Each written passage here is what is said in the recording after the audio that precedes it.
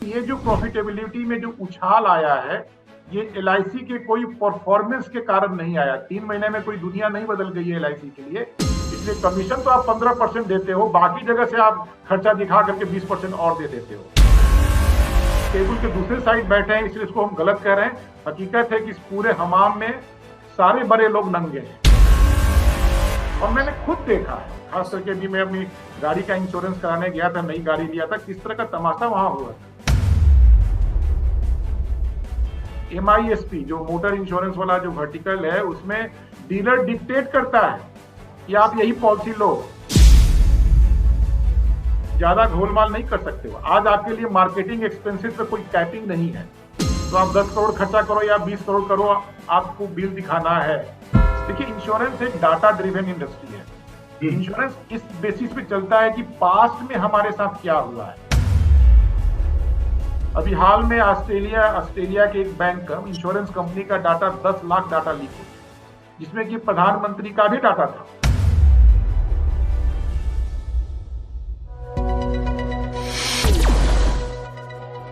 नमस्कार, मैं रंजीत सिंह VITV में आपका बहुत बहुत स्वागत करता हूं। अगर आप इंश्योरेंस की दुनिया में इंटरेस्ट रखते हैं तो आज का ये एपिसोड देखने में आपको बहुत मजा आएगा और इससे आपको बहुत कुछ सीखने को भी मिलेगा।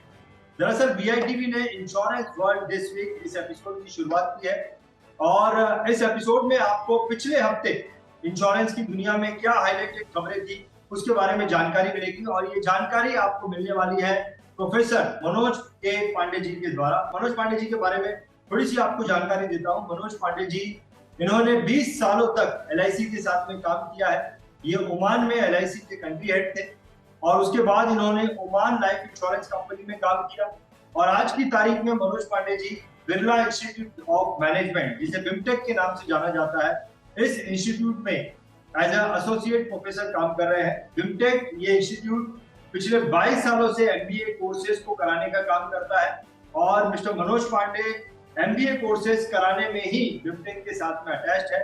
तो चलिए मिलते हैं मिस्टर मनोज पांडे जी से, और पिछले हफ्ते इंश्योरेंस की दुनिया में जो हाईलाइटेड खबरें रही उनके ऊपर चर्चा करते हैं। मनोज पांडे जी, आपका बहुत बहुत स्वागत है।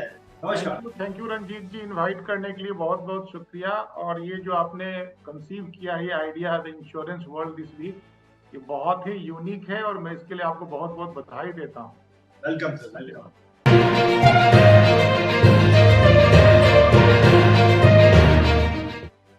मनोज पांडे जी, पिछले हफ्ते 11 नवंबर को बिजनेस टुडे में एक न्यूज आती है जिसकी हेडिंग होती है insurer witnessed massive jump in net profit to ₹15,950 crore. ये खबर आती है बिजनेस टुडे में 11 तारीख को। इसके बारे में थोड़ी सी जानकारी दीजिए कि कैसे इंश्योरेंस कंपनी का जो नेट प्रॉफिट है वो 16,000 करोड़ चले जाता है। इसके बारे में थोड़ी जानकारी दीजिए। ये जो खबर है वो बिल्कुल LIC के फाइनेंशियल परफॉर्मेंस के बारे में है।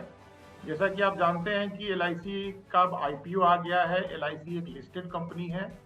हर एक लिस्टेड कंपनी को अपने क्वार्टरली रिजल्ट के बारे में प्रेस ब्रीफिंग देनी होती है। BSE और NSE को जहां जहां भी वो लिस्टेड है उनको अपने परफॉर्मेंस के बारे में बताना होता है। तो ये अब एक नया चीज है जो कि LIC मैनेजमेंट को करना पड़ रहा है। पहले केवल साल में एक बार वो लोग बोनस वगैरह डिक्लेयर करते थे और चीजें मालूम होती थी। अब इन्हें साल में 4 बार जनता के सामने आना पड़ेगा, खास करके अपने शेयर होल्डरों की खातिर। तो ये उसी का एक पार्ट है। तो हर क्वार्टरली बताना पड़ता है कि आपका पिछले क्वार्टर में कितना प्रॉफिट था, इस क्वार्टर में कितना हुआ, इसी क्वार्टर में पिछले साल कितना प्रॉफिट था। तो ये एक सिलसिला है जो अब चलता रहेगा। LIC के लिए एक रूटीन मैटर हो जाएगा। और हकीकत है कि हर क्वार्टरली बेसिस पे LIC मैनेजमेंट को, चेयरमैन साहब को, MD लोगों को स्क्रूटनी होगी, लोग क्वेश्चन पूछेंगे। यही तो अंतर पड़ गया ना अब IPO आने के बाद। तो खबर इसलिए बड़ी है, और ये खबर LIC से संबंधित है, मतलब बिल्कुल LIC ऑफ इंडिया से संबंधित है। पिछले जून के क्वार्टर में LIC का जो प्रॉफिट था वो लगभग 690 करोड़। पिछले एक साल पहले जो सितंबर का क्वार्टर था, जो पहली बार LIC ने अनाउंस किया था अपना प्रॉफिटेबिलिटी पब्लिक के सामने, वो केवल लगभग 1450 करोड़ था। जबकि सितंबर का जो क्वार्टर हुआ, जुलाई अगस्त सितंबर, इस 3 महीने में LIC का जो प्रॉफिट है वो बढ़ करके लगभग 16,000 करोड़, 15,900 करोड़ के आसपास हो गया है। तो अगर आप देखेंगे तो पाएंगे कि पिछले साल की इस क्वार्टर की तुलना में ये जो इंक्रीज हुआ है वो लगभग 10 गुना बढ़ा है, 10 गुना से भी ज्यादा बढ़ा है। और यही हाईलाइट है इस न्यूज का। देखिए, अगर इसके पीछे की आप हकीकत को जाने तो आपको याद होगा कि हम लोगों ने लगभग 15 दिन पहले एक एपिसोड किया था, जब ये एक उड़ती खबर आई थी कि अकाउंटिंग एंट्री कुछ एलआईसी करने जा रही है अपने क्या बोलते हैं शेयर धारकों के हितों की रक्षा के लिए। और वो वीडियो काफी वायरल भी हुआ है, मेरे ख्याल से शायद 11,000 से ज्यादा लोगों ने देखा है। तो उसको समझने के लिए हमारे दर्शकों को वो वीडियो भी देखना पड़ेगा, क्योंकि उसमें आधा घंटा हमने एक्सप्लेन किया है कि हुआ क्या था। तो cut the story short, fact ये है कि ये जो प्रॉफिटेबिलिटी में जो उछाल आया है, ये एलआईसी के कोई परफॉर्मेंस के कारण नहीं आया। 3 महीने में कोई दुनिया नहीं बदल गई है एलआईसी के लिए, लेकिन अकाउंटिंग एंट्री की गई है कि जो पैसा कहीं अलग पड़ा हुआ था उसको वहां से निकाल करके जो शेयर होल्डर के अकाउंट में पैसे का ट्रांसफर कर दिया गया है, उसके कारण ये प्रॉफिटेबिलिटी का जंप हुआ है। लेकिन मेरा ये कतई नहीं कहना कि एलआईसी के कोई काम में कोई कमी आई है। एलआईसी का financial performance new business front पे, रिन्यूअल पे भी काफी अच्छा इंप्रूव हुआ है। लेकिन ये जो उछाल आया है ये एक टेम्पोररी फेनोमेनन है, इस क्वार्टर का है। हो सकता है कि 1-2 क्वार्टर में और इस तरह के फंड का ट्रांसफर किया जाए, लेकिन ये इन्फ्लेटेड फिगर है। ये बल्कि मैं पढ़ रहा था उसी न्यूज आइटम में किसी का नाम भी दिया हुआ है जो सिक्योरिटी एक्सपर्ट होते हैं, उनका बिल्कुल ही ब्लंट स्टेटमेंट है कि this is not in performance profit, it's accounting entry profit and one should not go and read much beyond that. तो इसको उछाल को देखते हुए आप ये मत मान के चलें कि एलआईसी के शेयर में बहुत उछाल आने वाला है। हालांकि मेरे ख्याल से शायद 10% के आसपास उछाल आया भी है। तो ये खबर है। ये आपका बोलने का मतलब है कि जो कहीं पे जो एंट्री करना रह गया था, ऑलरेडी था सिस्टम में, पैसा था, वही चीजों को जो है एंट्री कर दिया गया है और उस वजह से ये ज्यादा दिख रहा है। That's what you want to say? Yes. 1.5 साल पहले आईपीओ आने के पहले एलआईसी के पास केवल एक ही अकाउंट था जिसको हम लाइफ फंड कहते थे। वो टेक्निकली गलत था, क्योंकि हर इंश्योरेंस कंपनी में 2 अकाउंट होना चाहिए, एक पॉलिसी होल्डर का अकाउंट होना चाहिए और एक शेयर होल्डर का अकाउंट होना चाहिए। शेयर होल्डर था ही नहीं, तो सारा पैसा उसी में था। इवन जो शेयर होल्डर का भी हक का जो पैसा होना चाहिए वो भी लाइफ फंड में पड़ा हुआ था। बाद में आईपीओ आने के पहले एलआईसी ने उस चीज को सेग्रीगेट किया, लेकिन वहीं रखा। अभी उन्होंने क्या किया है कि जो शेयर होल्डर का पैसा था नॉन पार अकाउंट में, उसको उन्होंने संभवतः शेयर होल्डर में अकाउंट में ट्रांसफर कर दिया है, जिसके कारण ये प्रॉफिटेबिलिटी इतनी बढ़ी हुई दिखाई दे रही है। जो पिछला न्यूज आया था एक फोर्टनाइट पहले, 15 दिन पहले, जिसके बारे में हम लोगों ने वीडियो बनाया था, उसमें एक अमाउंट जो दिखाया गया तो काफी ज्यादा था। अभी जो एलआईसी ने किया है, it is not that entire amount, इसका केवल एक पार्ट ही हुआ है। तो संभव है कि दिसंबर के क्वार्टर में, मार्च के क्वार्टर में अपनी प्रॉफिटेबिलिटी को ज्यादा दिखाने के लिए वो पैसा धीरे धीरे ट्रांसफर किया जाए। पूरा पैसा ट्रांसफर नहीं किया गया। तो दिसंबर और मार्च में भी हम लोग इस तरह की प्रॉफिटेबिलिटी की शायद उम्मीद दिखाई देगी, ऐसी दिखाई देगी। बहुत बढ़िया, बहुत बढ़िया, बहुत अच्छे से आपने एक्सप्लेन किया पांडे जी।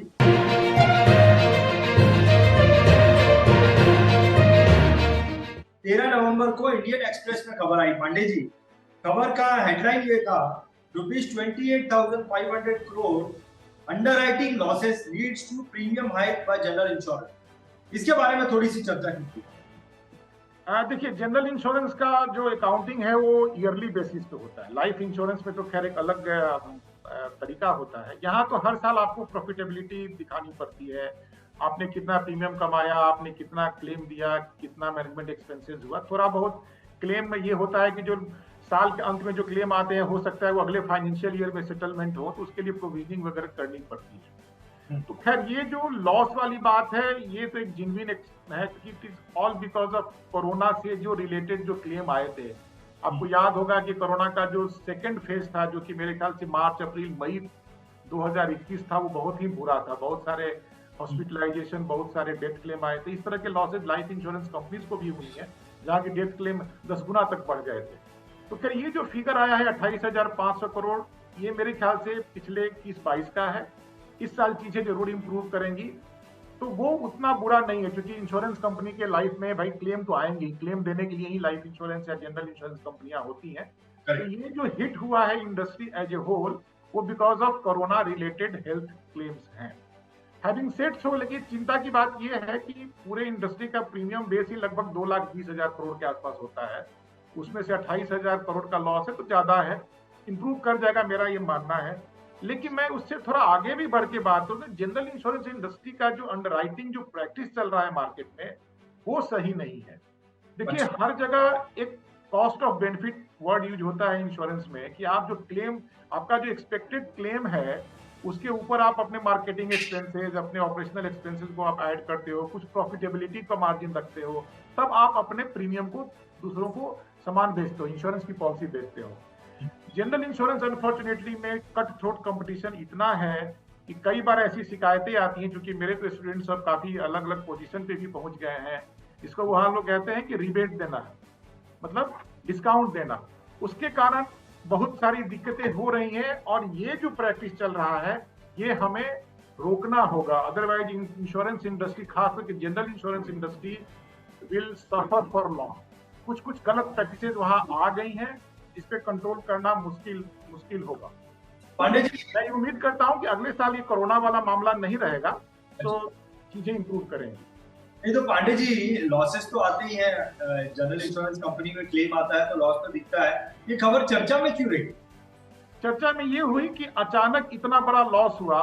देखिए, लाइफ इंश्योरेंस में एक बार जब प्रीमियम तय हो जाता है, तो अगले कई सालों तक वही प्रीमियम आपको देना पड़ता है। Correct. जबकि जनरल इंश्योरेंस में प्रीमियम जो पॉलिसी होती है, टेक्निकली हर साल एक नई पॉलिसी इश्यू होती है। हालांकि हम उसको रिवाइवल जरूर कहते हैं, लेकिन टेक्निकली वो एक नई पॉलिसी इश्यू होती है। तो जनरल इंश्योरेंस में ये बेनिफिट होता है कंपनी को, अगर पिछले साल में लॉस हुआ है तो they can revise the policy. तो उसका असर दिख रहा है। हेल्थ इंश्योरेंस की जो भी पॉलिसियां रिवाइवल हो रही होंगी, खास करके अगर जहां भी आदमी का एज बैंड बदल जाता है, तो अचानक प्रीमियम में छूट दिखा जाता है। तो ये उम्मीद की जा रही है कि चूंकि एक झटका लगा है, कहीं ना कहीं जनरल इंश्योरेंस कंपनियां उसको रिकवर करने की कोशिश करेंगी, और प्रीमियम बढ़ा भी है। ये कोई मतलब, देखिए, ये तो जो तो मार्च 2022 की खबर है ना, पब्लिश अभी हुआ है, लेकिन उसका इम्पैक्ट तो हमने मार्केट में ऑलरेडी आना देखना शुरू भी कर लिया है। ये रेगुलर पिक्चर है, इतना बुरा न्यूज मैं इसको नहीं मानता, क्योंकि अब कोरोना एक अलग महामारी था, वंस इन ए सेंचुरी वाली घटना थी, तो लॉस तो होगा ही होगा।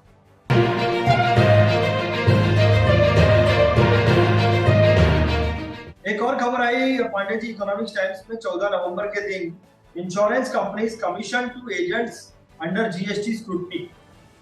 Insurance companies commission to agent under GST scrutiny. अभी ये इसमें जीएसटी स्क्रूटनी में आ गई है, जो कमीशन देते हैं। इसके ऊपर आप थोड़ी सी चर्चा की। ये खबर इसलिए आ गई है कि शायद ये पहली बार हुआ है कि टैक्स अथॉरिटी ने जो इंश्योरेंस इंडस्ट्री में एक घालमेल, या क्या कहूँ, माल प्रैक्टिसेज आप कह लीजिए, जो शुरू से चल रहा था, उसको उन्होंने संज्ञान में लिया है। ऐसा नहीं है कि ये कोई नई चीज हुई है। देखिए, इंश्योरेंस इंडस्ट्री के लिए IRDAI से चीजें बहुत ही प्रिस्क्राइब्ड हैं कि आपको किस लाइन ऑफ बिजनेस में मैक्सिमम कमीशन आप कितना दे सकते हैं। सब कुछ बिल्कुल डिक्टेटेड है, आप उसको ब्रेच नहीं कर सकते हैं। अब हो क्या रहा है कि उम्मीद ये की गई थी कि जब प्राइवेट कंपनियां आएंगी तो कंपटीशन के कारण प्रोडक्ट इंप्रूव होगा, चीजें स्ट्रीमलाइन होंगी। लेकिन दुर्भाग्य की बात यह है कि इस प्रोसेस में बहुत सारे नए नए इंटरमीडियरी आ गए। पहले केवल एजेंट होता था, या इंश्योरेंस कंपनी के ऑफिशियल्स डायरेक्ट बिजनेस करते थे। बाद में बैंक का इंश्योरेंस आ गया, ब्रोकर आ गया, IMF आ गया, कॉर्पोरेट एजेंसी आ गई। आपका मोटर इंश्योरेंस के लिए MISP करके मोटर के जो डीलर होते हैं वो एजेंट बनने लगे। और मुझे कहने में कहीं अतिशयोक्ति नहीं है कि मार्केट में कुछ गंदगी फैल गई। एजेंट को रिक्रूट करना, ट्रेन करना, उस पर पैसा इन्वेस्ट करना अच्छा खासा प्रोसेस होता है। सबके लिए आसान हो गया कि बैंक से टाई अप कर लो और वहां से बिजनेस ले लो, ब्रोकर से बिजनेस ले लो। अब जब बिजनेस के लिए आप जब दूसरे पे डिपेंड होने लगते हो, जिसको हम थर्ड पार्टी चैनल कहते हैं, तो वो अब डिक्टेट करने लगता है, क्योंकि धंधे का कंट्रोल उसके पास है, आपके पास नहीं है। आपका कस्टमर नहीं है, कस्टमर वो ब्रोकर का है या बैंक का कस्टमर। तो वो डिक्टेट करते हैं, वो आपको क्यों बिजनेस देंगे। अगर कोई 10 रुपया उनको ज्यादा दे रहा है तो कंपनी बी को बिजनेस देंगे, कंपनी सी को दे देंगे। तो अब IRDAI ने तो रेगुलेशन बना रखा है, कमीशन तो आप बढ़ा नहीं सकते हैं। तो आप उनको कैसे कंपनसेट करेंगे। वो जो कंपनसेट करने का तरीका था, वही मैं गंदगी बोल रहा था कि आप उनको कमीशन तो आप 15% ही देंगे, देना है उनको 40%, तो 25% के लिए आप हाया मीडिया बनाएंगे। आप एक फेक कंपनी उनको ये दिखाएंगे कि ये आदमी बिजनेस तो मेरा कर ही रहा है, इसके द्वारा हमारा रूरल इलाके में एक मार्केटिंग कैंपेन चलाया गया जिसके लिए इतना पैसा मैं इसको दे रहा हूं। ये हमारे लिए कॉल सेंटर चला करके हमारे कस्टमर को सेवाएं प्रदान करता है। ये सारी चीजें प्रैक्टिस में थी, बहुत दिनों से हो रही थी। बस अंतर ये है कि इस बार जो जीएसटी काउंसिल है, जो भी उनके अथॉरिटी हैं, उन्होंने थोड़ा इन्वेस्टिगेशन करके केस दायर कर दिया है और उनसे एक्सप्लेनेशन मांगा जा रहा है। ये जो इंश्योरेंस कंपनी, ये धंधा चल रहा था और ये भी हकीकत है, शायद मैं ये कहूं तो बहुत हमारे मित्रों को अच्छा नहीं भी लगे, बहुत सारे इंडिविजुअल एजेंट जो है स्टार परफॉर्मर हैं, वो भी इस तरह का बेनिफिट का यूज करते हैं। मुझे अच्छी तरह से ये मालूम है। तो चूंकि हम साइड टेबल के दूसरे साइड बैठे हैं, इसलिए इसको हम गलत कह रहे हैं। हकीकत है कि इस पूरे हमाम में सारे बड़े लोग नंगे हैं और मैं उम्मीद करता हूं कि शायद चीजें बदलेंगी, क्योंकि इन्हीं सब गड़बड़ियों को देखने के बाद अभी जो IRDA ने एक नया प्रपोजल दिया है कि कॉस्ट एस्पेक्ट के लिए कंपार्टमेंटल नहीं रहेगा, बल्कि they will have a overall cost capping, कि भैया आप सैलरी, आपकी सैलरी, आपका कमीशन, आपका एस्टेब्लिशमेंट एक्सपेंडिचर, सबके लिए मैक्सिमम कैपिंग हो जाएगी। अभी कंबाइंड नहीं है, इसलिए कमीशन तो आप 15% देते हो, बाकी जगह से आप खर्चा दिखा करके 20% और दे देते हो। सब जब मिलजुल जाएगा ना, then you have to improve your efficiency. आप सैलरी देना है तो आपका प्रॉब्लम है। तो ये चीजें, अगर वो रेगुलेशन जो अभी ड्राफ्ट स्टेज में है, अगर वो आया तो शायद इस तरह के जो माल प्रैक्टिसेज हैं, गलत प्रैक्टिसेज हैं, इस पे रोक लगेगी। और मैंने खुद देखा है, खास करके भी मैं अपनी गाड़ी का इंश्योरेंस कराने गया था, नई गाड़ी लिया था, किस तरह का तमाशा वहां हुआ था। MISP जो मोटर इंश्योरेंस वाला जो वर्टिकल है, उसमें डीलर डिक्टेट करता है कि आप यही पॉलिसी लो। जब आप बहुत जिद करोगे तब शायद वो आपके प्रेफरेंस वाली कंपनी का वो बीमा देगा।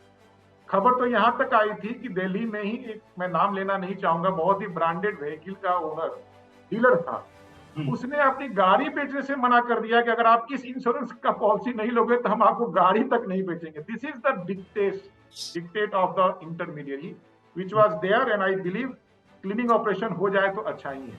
तो आपके बोलने का मतलब ये है कि कंपनियां जितनी उनको कमीशन जितनी निर्धारित की IRDA ने, उससे ज्यादा उन्होंने अलग अलग तरीकों से दी है। बिल्कुल देती हैं, ये हकीकत है, सभी को मालूम है। सारे CEO मंच पे इथिक्स की बात करते हैं, करते सभी हैं।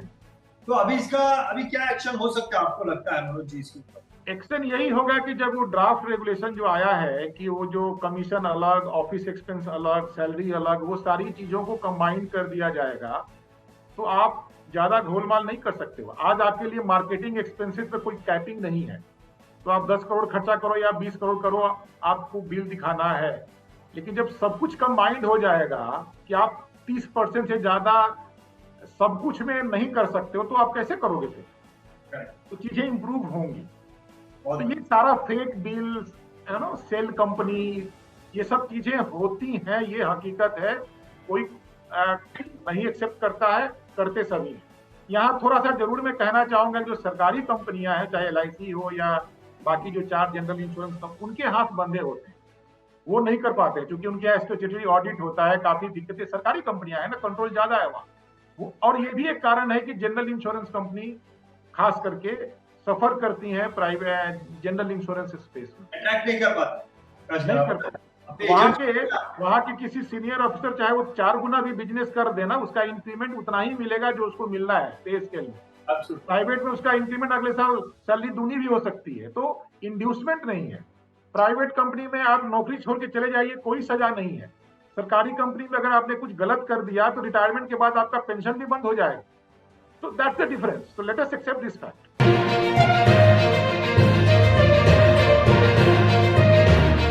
पांडे जी, इकोनॉमिक्स टाइम्स में 15 नवंबर को न्यूज आती है, insurance companies are now a part of RBI's account aggregator. इसके बारे में थोड़ी जानकारी। देखिए, ये जो न्यूज है बहुत अच्छी न्यूज है, मेरा मानना है। उसके अपने ठीक है रिपरकशन और प्लस माइनस तो हर न्यूज के होते हैं।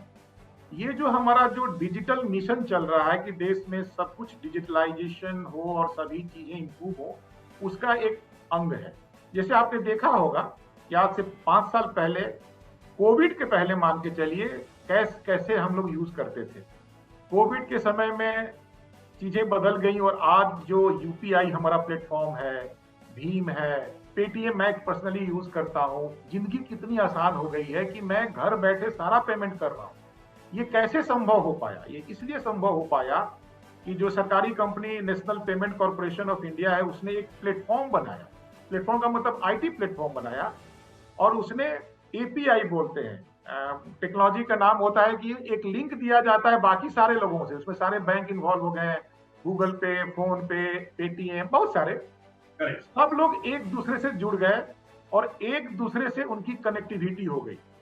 जैसे मैं अगर मान लीजिए कि अब एलआईसी का मैं पेमेंट करता हूं, तो मैं पेटीएम का प्लेटफॉर्म यूज करता हूं, मेरे पेटीएम में पैसा होता है या मेरे अकाउंट में पैसा होता है। पेटीएम आया मीडिया का काम करता है, मेरे अकाउंट से पैसा निकाल करके पेटीएम के प्लेटफॉर्म से वो एलआईसी को देता है, वो पैसा एलआईसी के बैंक अकाउंट चली जाती है। यानी 4 लोग एक दूसरे से जुड़े होते हैं। ये इसलिए हो पाया कि एक दूसरे से जुड़े हुए हैं, जुड़ गए। उसी को आगे बढ़ाते हुए वो पेमेंट गेटवे था। अब अकाउंट एग्रीगेटर का मतलब होता है कि जितने बैंक्स हैं वो एक दूसरे के साथ जुड़ जाएं और जरूरत पड़ने पे एक दूसरे के अकाउंट होल्डर के इंफॉर्मेशन को शेयर करें। उसका फायदा ये होगा कि मान लीजिए कि मैंने केवाईसी करके अपना एक बैंक में, आईसीआईसीआई बैंक में अपना मैंने खाता खुलवा लिया है, ठीक है, सारा चीज वहां मेरा अप टू डेट है।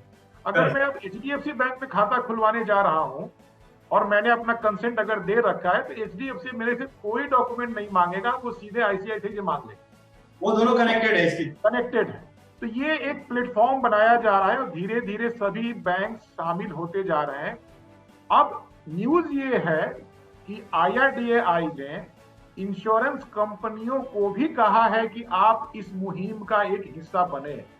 तो उससे फायदा ये होगा कि अगर एलआईसी को मैंने अपना एक प्रपोजल दे रखा है और एलआईसी को अब मुझे क्या चाहिए कि मेरी सैलरी कितनी है, तो मेरे से सैलरी स्लिप एलआईसी शायद नहीं मांगेगी, या मेरे से मेरा income tax report, income tax return नहीं मांगेगी। वो सीधे मेरे बैंक वाले को बोलेगी कि पांडे जी का जितना भी सैलरी आता है जरा दिखा दो, बता दो।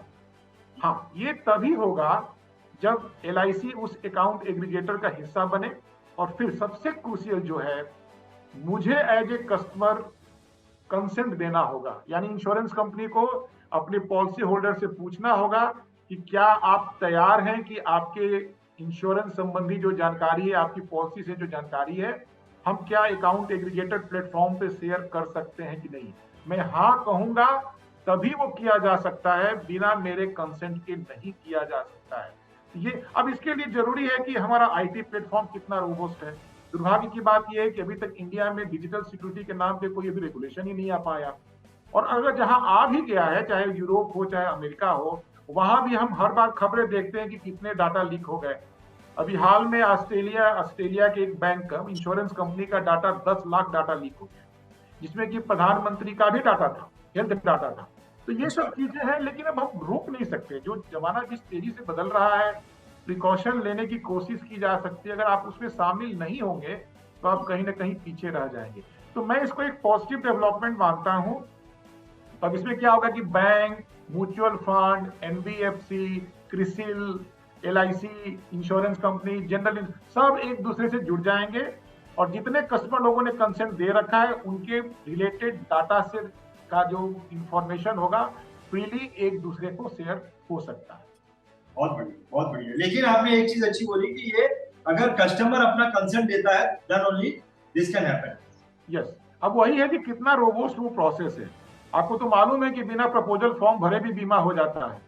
तो कंसेंट तो बहुत छोटी चीज है ना। अगर कंसेंट मैंने नहीं भी दिया और गलती से बैंक वाले ने कर दिया तो मुझे मालूम होगा कि नहीं होगा, भगवान। तो रोबोस्ट आईटी सिस्टम की बात भी आईआरडीएआई ने की है कि इसको करने के पहले आप अपना आईटी सिस्टम को मजबूत कीजिए ताकि डाटा लीक ना हो पाए। करेक्ट करेक्ट, बहुत बढ़िया।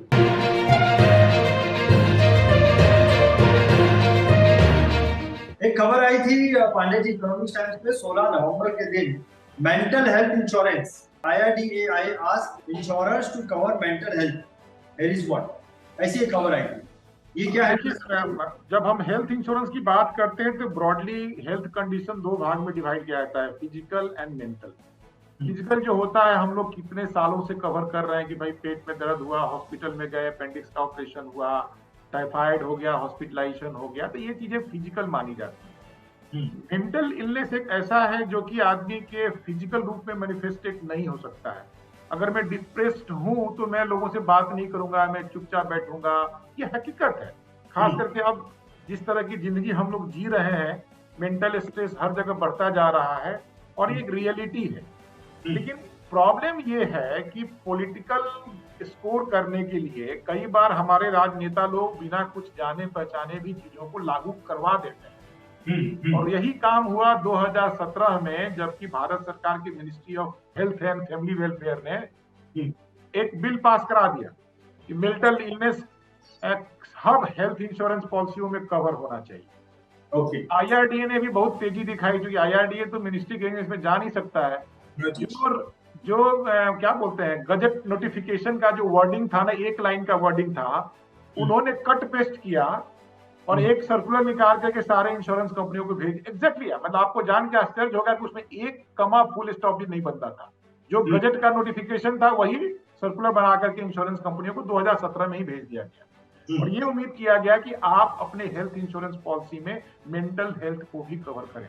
देखिए, इंश्योरेंस एक डाटा ड्रिवन इंडस्ट्री है। इंश्योरेंस इस बेसिस पे चलता है कि पास्ट में हमारे साथ क्या हुआ है, पास्ट में कितने लोग हॉस्पिटल गए हैं, किस तरह की बीमारियों से लोग ग्रसित होते हैं, उसके बेसिस पे प्राइसिंग होती है। 2017 के पहले मेंटल हेल्थ इंश्योरेंस पॉलिसी में था ही नहीं, क्लेम कभी दिया नहीं गया, हमारे पास कोई डाटा है नहीं। और आप कहते हो कि कल से कवर कर दो, कैसे कवर करें, कैसे प्राइसिंग करें, कुछ है ही नहीं बेसिक। तो थोड़ा बहुत इंश्योरेंस कंपनियों ने उसका अपोज भी किया और एक भाया मीडिया निकाला गया कि ठीक है, देखिए आईआरडीए को तो कोई इंश्योरेंस कंपनी ना भी नहीं बोल सकती प्रैक्टिकली। तो उन्होंने क्या किया कि थोड़ा सा कवर देना शुरू किया कि अगर 1 लाख की पॉलिसी है तो हम मैक्सिमम 10,000 20,000 माने 20% 10% का हम कवर देंगे। अब आईआरडीए ये कह रहा है, क्योंकि उनका ये उम्मीद था कि इतना कवर देने से जब क्लेम आएंगे तो हमारा डाटाबेस बिल्डअप हो जाएगा, फिर हम प्राइसिंग करना कर लेंगे। अब आईआरडीए कह रहा है कि नथिंग डूइंग, आप पूरा का पूरा कवर दीजिए। मेरे ख्याल से, जो भी मेरी अपनी इंश्योरेंस की समझ है, ये थोड़ा जल्दीबाजी और जबरदस्ती वाला कदम मुझे पर्सनली दिख रहा है। इन सेंस मैं ये नहीं कह रहा हूं कि मेंटल इलनेस कवर नहीं होना चाहिए, लेकिन भारत जैसे देश में जहां की बेसिक हेल्थ कवरेज भी लोगों के पास नहीं है, आप मेंटल कवर ला करके आप प्राइसिंग को बढ़ाने जा रहे हो। मेरा अपना ये मत है कि आप हर आम जनता के लिए एक बहुत ही सिंपल सीधी सादी पॉलिसी रखो, जिसमें ये मेंटल डिलीवरी, मतलब प्रेगनेंसी, डेंटल, ऑप्टिकल जो चीजें पहले कभी नहीं होती थी, वो नहीं होनी चाहिए। सिंपल पॉलिसी रखिए जिसका प्रीमियम कम हो, ताकि जनता जनार्दन इसको खरीद सके। और आप एक साथ में दूसरी भी पॉलिसी रखिए जिसमें कि सारी चीजें कवर कीजिए, आप उसका प्रीमियम ज्यादा रखिए। अभी होगा क्या कि इस डिक्टेट के कारण, क्योंकि अब करना पड़ेगा, इंश्योरेंस कंपनियां आम पॉलिसी का भी प्रीमियम बढ़ा देंगे, उनको बढ़ाना उनकी मजबूरी है। क्योंकि मेंटल इलनेस का प्रॉब्लम ये है कि इसका कोई ड्यूरेशन नहीं है। मेरे को अगर पेट में अपेंडिक्साइटिस है या कोई भी ऑपरेशन, गॉल ब्लैडर है, तो मैं हॉस्पिटल जाऊंगा, ऑपरेशन होगा, वो बीमारी खत्म हो जाएगी। जबकि मेंटल इलनेस, गॉड नोस, काफी लंबा प्रोसेस चलता है और उसमें दिक्कत आती है। मुझे ये जानना पांडे जी, देखिए आपने बोला कि 2017 में ही ये जब नियम आ गया था, तो पिछले हफ्ते ये न्यूज क्यों हाईलाइटेड रही? तो ऑलरेडी आ गया है, प्रीमियम ऑलरेडी बढ़ गया है, तो किस वजह से ये हाईलाइट में रही न्यूज? हाईलाइट इसलिए रही कि इंश्योरेंस कंपनियों ने, शायद जहां तक मेरी अपनी समझ है, आईआरडीए के पूरे इंस्ट्रक्शन को फॉलो नहीं किया था। क्या किया था? फॉलो नहीं किया था। वो केवल एक पार्ट कवर दे रहे थे कि अगर 10 लाख की पॉलिसी है तो हम केवल 1 लाख तक ही मेंटल इलनेस कवर करेंगे।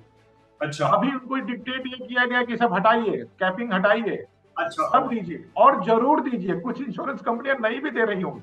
अच्छा। ये भी संभव है, क्योंकि अब ये तो संभव नहीं है मेरे लिए कि मैं हर इंश्योरेंस के बारे में जानूं, हर पॉलिसी के बारे में जानूं। तो खबर इसलिए रीइंफोर्स की जा रही है कि अगर आपने नहीं किया है तो कीजिए, और पूरे मन से पूरे सम एश्योर्ड के लिए कीजिए। क्योंकि मैं मानता हूं कि थोड़ा ये जल्दीबाजी वाला स्टेज है और ये इंश्योरेंस इंडस्ट्री और आम जनता के भी हित में नहीं है। हेल्थ इंश्योरेंस बहुत जरूरी चीज है, लेकिन वो प्रोडक्ट जितना सिंपल हो, जितना सस्ता हो, जितना आम जनता के लिए अवेलेबल हो, अवेलेबिलिटी वाली बात जिसको हम कहते हैं, वो ज्यादा जरूरी है। मैं ये नहीं कहता कि मेंटल इलनेस नहीं है, लेकिन मेंटल इलनेस एक डिफरेंट काइंड ऑफ, आदमी इसमें मरने जीने वाली बात तुरंत तो नहीं आती है, कम से कम। मेरी समझ है, मैं इस मामले में एक्सपर्ट आपने का नहीं मानता मैं, लेकिन या थोड़ा जल्दीबाजी हो रहा है, ये मेरा जरूर मानना है। चलिए, बहुत बढ़िया मनोज पांडे जी, आपने बहुत ही डिटेल में जो पिछले हफ्ते की हाईलाइटेड खबर रही उन्हें काफी स्टडी करके हमारे सामने रखा, दर्शकों के सामने रखा। इसके लिए आपका बहुत बहुत धन्यवाद करना चाहूंगा पांडे जी। पांडे जी बहुत बहुत धन्यवाद। चलिए, वेलकम वेलकम। चलिए, तो अब मैं आना चाहूंगा हमारे दर्शकों के पास और दर्शकों को बताना चाहूंगा, देखिए ये हमारा वीकली एपिसोड है। ये पहला एपिसोड था और हर हफ्ते हम जो है आपके सामने पिछले हफ्ते की जो हाईलाइटेड इंश्योरेंस दुनिया की जो हाईलाइटेड खबरें हैं वो आपके लिए लेके आएंगे। पिछले हफ्ते की खबर आज हमने बताई और इस हफ्ते को पूरा हम स्टडी करेंगे। मिस्टर पांडे जो है पूरा स्टडी करेंगे इस हफ्ते में क्या खबरें आ रही हैं और अगले हफ्ते ये खबरें आपके सामने फिर से लेके आएंगे, बहुत ही सुंदर तरीके से लेके आएंगे। तब तक के लिए आपने तो ये खबरें देख ली, अब आपसे हम रिक्वेस्ट करेंगे कि आपकी जान पहचान में आपके जितने भी दोस्त मित्र हैं जो कि इंश्योरेंस इंडस्ट्री में है उन्हें भी आप ये खबर भेजिए, उन्हें पता लगे कि ऐसा एक नया एपिसोड हमने चालू किया है। इस वीडियो को अगर आपको ये वीडियो पसंद आया है तो इस वीडियो को लाइक करना और एक रिक्वेस्ट मैं आपसे करना चाहूंगा, अगर आपने VITV चैनल को सब्सक्राइब नहीं किया है और आप अगर हमारे चैनल को पसंद करते हैं तो इस चैनल को सब्सक्राइब जरूर करें। बहुत बहुत धन्यवाद, बहुत बहुत धन्यवाद। BITV चैनल पर आपका स्वागत है। BITV YouTube चैनल पर सब्सक्राइब करिए, बेल आइकन दबाएं।